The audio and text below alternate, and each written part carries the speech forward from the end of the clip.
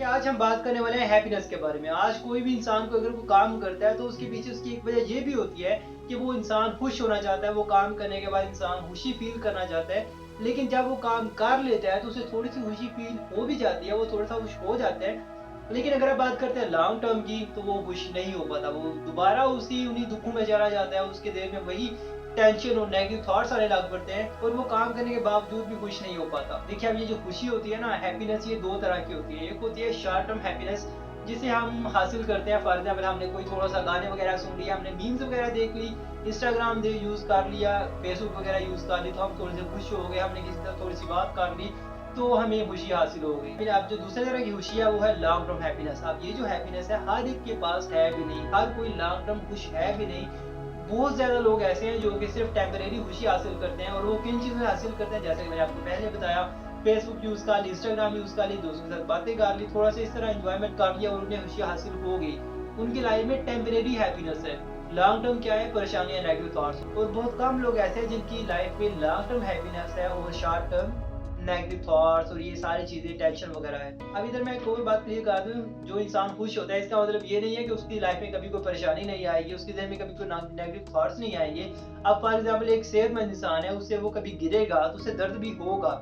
और इसी तरह जो एक सेहतमंद हेल्दी माइंड के लेवल पे खुश इंसान है, उसकी जहन में भी कभी ना कभी परेशानियां आएंगी, लेकिन वो क्या होंगी? शॉर्ट टर्म परेशानियां होंगी, राइट। उसकी जहन में शॉर्ट टर्म नेगेटिव थॉट्स आएंगे, वो आएंगे और चले जाएंगे। देखिए अगर हम एक्चुअल में खुश होना चाहते हैं तो हमें सिर्फ और सिर्फ एक काम करना होगा, वो ये है कि जो हम खुद काम करना चाहते हैं हम वो काम करें, ना कि वो काम करें जो कि हमारी ईगो हमसे करवाना चाहती है या फिर ये सोसाइटी हमसे करवाना चाहती है। देखिए अब कोई भी इंसान अगर कोई काम करता है तो वो दो वजह से करता है। एक ये है कि वो इंसान खुद चाहता है, उसके अंदर से आवाज आती है कोई काम करने की और वो काम करता है और वो काम करने के बाद खुश होता है, और वो जो खुशी होती है ना वो लॉन्ग टर्म खुशी होती है। दूसरी वजह ये है कि उसकी सोसाइटी उससे वो काम करवाना चाहती है, या फिर उसकी अपनी ईगो जो सोसाइटी की वजह से बन गई है वो उससे वो काम करवाना चाहती है। कि अगर आप वो काम करते हैं जो कि आपकी ईगो आपसे करवाना चाहती है, आपकी सोसाइटी आपसे करवाना चाहती है, तो आप कभी भी खुश नहीं हो पाएंगे। और अगर आप एक्चुअल में खुश होना चाहते हैं तो आपको सोसाइटी को छोड़ देना होगा। आप छोड़ देने का मतलब ये नहीं है कि आपको सोसाइटी को छोड़कर कहीं जंगल में जाकर बैठ जाना है और उधर जाकर खुश होना है,